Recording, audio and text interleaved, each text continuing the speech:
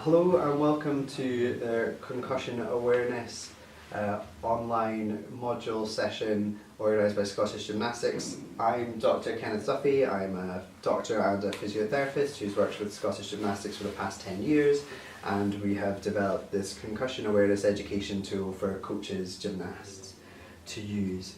So the session is going to go through an introduction and we'll look at what is concussion, we'll look at some signs and symptoms, as well as the short-term and long-term implications of concussion.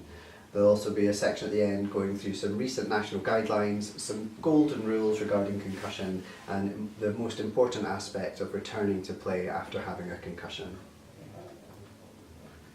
So the first link, if you want to watch the first 30 seconds of the video, it just highlights some likely concussion injuries kind of following some kind of high-speed impact trauma. This second video is more gymnastics focused.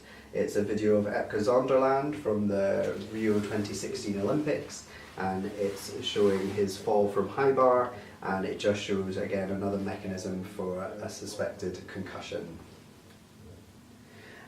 This is a picture of Rowan Cheshire, who was competing at the Sochi Winter Olympics. It says here on her Twitter page, "Wasn't the best day yesterday, still don't remember much. Thanks everyone for the lovely messages." So she was competing at the Sochi Winter Olympics. She was doing a training run ski half pipe. It was described that she had a massive wipeout and landed on her face. She tweeted the picture advising she was okay. However, the next day she had no recollection of taking the picture due to her concussion symptoms. This is Annemiek van Vleuten. She's a Dutch cyclist who was competing in the Rio 2016 Olympics on the road race. She was leading the road race until the last descent, and as pictured on the top right hand side is her having an accident and kind of falling off her bike, and that's a picture of her afterwards with some bruises. The first link is an article saying about Annemiek's injuries and how she had recovered. The second link is a short video and an interview with Annemiek about how she's recovered from the injuries and the severe concussion she gained from falling off her bike at Rio. The next two links, the first one is just to demonstrate how serious concussion is becoming in other sports and how seriously they're taking it. If you click on the first link, this is an article about Chris Borland, who's an American footballer. He was playing for the San Francisco 49ers, and he ended a $3 million contract due to his fears of having repeated concussion. The next article it regards the NFL, and that they've set aside up to $1 billion to pay for concussion injuries and for players who have had concussions. So both those articles are worth a read. So now on to the second part of the talk of what is concussion. So these quotes are from the recent guidelines published in 2013. So it's a traumatically induced transient disturbance of brain function, a subset of mild traumatic brain injury, which is self-limiting and at the less severe end of the spectrum. So it's traumatically induced, there needs to be a traumatic force. It's a transient disturbance, so it passes through time of brain function, and is a subset of mild traumatic brain injury. So the way that this can be described is that there's an issue with the software within the brain of how it communicates with itself, rather than actual hardware and damage to the brain itself. So concussion is a brain injury. It's a complex pathophysiological process affecting the brain, and it's induced by biomechanical forces. So these can be caused to a direct blow to the head, face or neck, or elsewhere on the body with an impulsive force transmitted to the head. These are demonstrated in both these video links here. The first link is again of Epke Zonderland from the Rio 2016 Olympics, falling from high bar. That shows the kind of impulsive force that can be transmitted to the head that could cause a concussion. The second link is a video of Ellie Downey, where she had a fall on floor at the Rio Olympics. And again, this shows as a direct blow to the head, neck or face that could cause a concussion. It's important to remember that both these gymnasts were seen by their medical team as the incident happened, and they were both cleared to compete, so they were managed appropriately for their situation. So the signs and symptoms of concussion: it's a rapid onset of short-lived impairment of neurological function that resolves spontaneously. Sometimes symptoms may develop over minutes to hours. There can be a delayed onset, and it reflects a functional disturbance rather than a structural damage. And it's graded clinical symptoms that resolve in a sequential course, but this can be a prolonged recovery. So signs and symptoms, common ones that people may report is that they've got a headache, they're feeling like they're in a fog or hazy, they just can't think properly. Emotional lability, so they may react to situations quite differently. They may get upset easily, or they may be angry quite easily. The other way that this can be seen is when patients have had a stroke. They can cry for no reason or become angry or frustrated when the situation doesn't really match that emotion. Other signs and symptoms can be a loss of consciousness, amnesia, lack of memory either before the incident or from following the incident. There can be an element of irritability, so again, reacting differently as you normally would to situations. Slowed reaction times, and a sleep disturbance or somnia, so your body's not able to get that rest to recover from the concussion injury. So ultimately, the impact of that for gymnast coaches and parents is that there's an altered cognitive state, so they're not able to think as well as they normally would. Altered memories, so they're not able to generate either new memories or remember things that have just happened. An altered functional state, and impaired balance and coordination. And these are important things when trying to learn and develop or cement new skills in gymnastics. So in the ability to play on sport is that there's slow reaction times. You can't perform the skills you need to do at the right speed at the same times. Irritability and emotional ability, so you might not respond as well to feedback from coaches. And the effect on the ability to perform in education, so amnesia, not able to develop those new memories or remembering things that have recently happened. Headaches and feeling like you're in a fog, so everything just feels a bit slower and you're not able to think as clearly. Also, risks with short-term implications of concussion is that you're more susceptible to further concussions, and you're also at a risk of what's called second impact syndrome, which is repeated concussion injuries in quick succession. This link is a short video and an article of second impact syndrome, and it's a very sad story of a boy called Ben Robinson who sadly passed away in 2011 from second impact syndrome, and it's the feedback from the inquiry following that. Other issues with concussion in the short-term perspective, that it takes longer to recover from further concussions. So if you have a repeated concussion, that's more time away from sport and more time away from education as well. And then on to the long-term implications, is that recurrent concussion and head impact exposure can lead to long-term neurological problems, and you get a chronic cognitive dysfunction. So the first link is to an article relating to rugby and the early onset of dementia from repeated head injuries.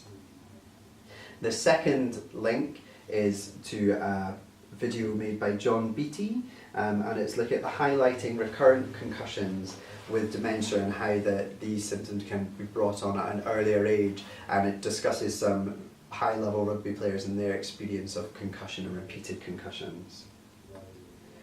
So now on to how Scottish Gymnastics can support its members.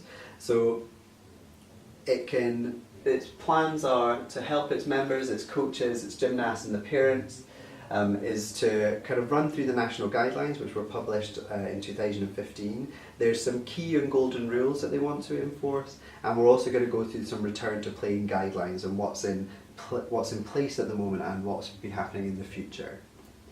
So the first link here is to the Scottish Sport Concussion Guidelines. This was produced in June 2015, and it's got an excellent tagline that I can't encourage enough. So if in doubt, sit them out. If you think somebody has a concussion, sit them out at the side. Don't let them participate in sport until that's been cleared by a medical professional. And the link is to the guidelines. They're a really easy, readable format for the guidelines. The information is to the point, it's succinct, and I really recommend giving those a read or having copies in your club or on your club web pages. So golden rule number 1, if there's any loss of consciousness for any length of time, no matter how short, you must be seen in A&E. So if any of your gymnasts has a fall, has bumped their head and they're unconscious for any period of time, they must be seen in A&E or the emergency department.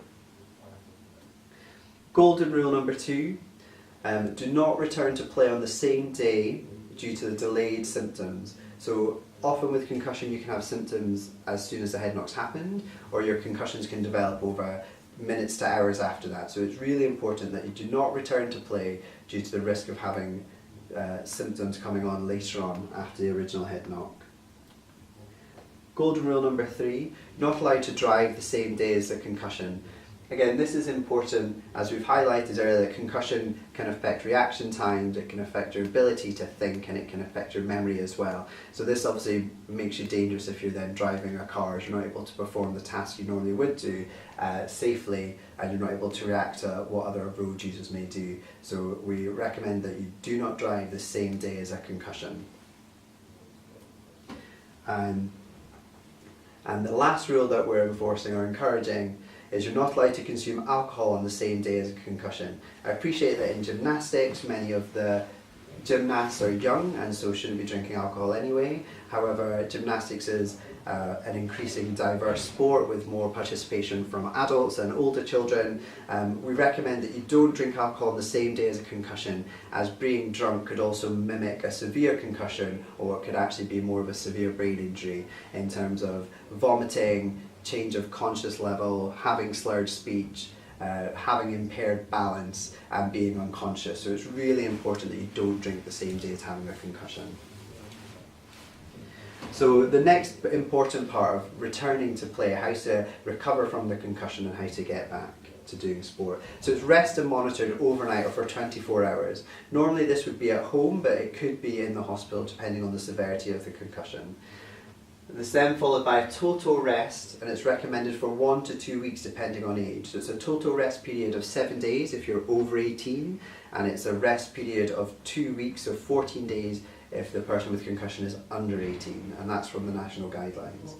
And it's a gradual return to school and social activities that does not exacerbate symptoms. So this means if you're returning to sport and you're returning to school and you start to get flare of symptoms such as headache or impaired memory, not being able to concentrate, this means the concussion hasn't subsided and you need to go back to having that rest period. Recovery is likely within several days, but it can take over 10 days, and obviously this would be longer in people under 18. And it's a progressive stepwise return to play that's completed over 7 to 14 days, and again that's age dependent. So the first part is the minimum rest period. The second stage is light exercise, you're looking at a heart rate of 70%. The third stage is sport-specific exercise. The fourth stage is non-contact training. Fifth stage is full contact practice, and the sixth stage is return to play. Obviously this is quite challenging to put in terms of gymnastics. So the current return to play guidelines have been developed by British Gymnastics. I'm working to help develop those, and we're hoping to have those released for kind of the start of next year, and they'll be kind of discipline specific as well for the 6 different disciplines within gymnastics. And this just gives a timeline of return to play. Again, this is from the Scottish National Guidelines. The top part there is for children and adolescents who are under 18, so that's the 14-day rest period. The return to play, which should be 48 hours at each stage for people under 18, if they remain symptom-free, and so that gives a total of 22 days from concussion injury to returning fully to sport. For adults, it's that initial 7-day rest period. It's then followed by 24 hours at each of the return to play stages, and again that will give a total of 11 days for return to play from the initial concussion injury. There's an important statement at the bottom that any player with a second concussion within 12 months, a history of multiple concussions, or players with unusual presentations or prolonged recovery should be assessed and managed by healthcare providers with experience in sport-related concussions. So this is really important, that if you're gymnast is not recovering along the normal path, you should seek help, whether that's through contacting the GP or contacting through Scottish Gymnastics, who can liaise with myself, and we'll be able to kind of figure out what's happening there and what we can do to help out. So, the returning to play. So following a graduate stepwise programme, the symptoms return at any stage of the programme. You must return to the start and have the 1 to 2 week rest recovery. And you then begin the programme again, and you pass through each stage if you remain symptom free. So how the Scottish Gymnastics can help support its members. So the first link, if you click on this, is for the Concussion Pocket Guidance. It's a concussion recognition tool, pocket recognition tool, and it was produced in the British Journal of Sports Medicine, and again that's a quick, easy read format to be able to look at that.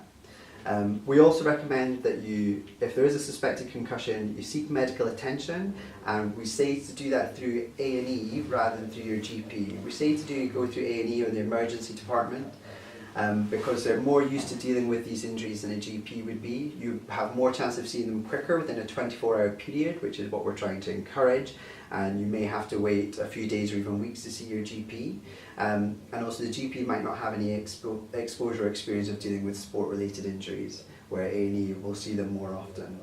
There's also going to be the SCAT3, which is a concussion assessment tool. That's going to be available on the Scottish Gymnastics website within the concussion section, and that's a link to the SCAT3 that you can have a read through, and this is the assessment for using, or the assessment used to assess concussion and the severity of it. So to conclude the talk in the online module, the link here is a video of Charlotte Evans and her experience of a concussion. She is a gold medalist from the Sochi Paralympics in 2014. She is the able-bodied guide for visually impaired skier Kelly Gallagher, and they won gold at Sochi. And it's just a short 4-minute video of her experience of concussion and the issues it's raised for her. The next part, Scottish Gymnastics are currently developing the concussion return to play guidance. That's in kind of concordance with British Gymnastics. As I said, I'm working on those just now, and we hope to have those available for the start of next year. And if you have any queries, please contact Scottish Gymnastics Education Department, and they can put you in touch with myself if you have any issues or questions regarding concussion. Thanks very much for your time. There's a few references at the end for main articles that were used. And if there's any questions at all, like I said, contact Scottish Gymnastics. They can get a hold of myself. Okay, thank you.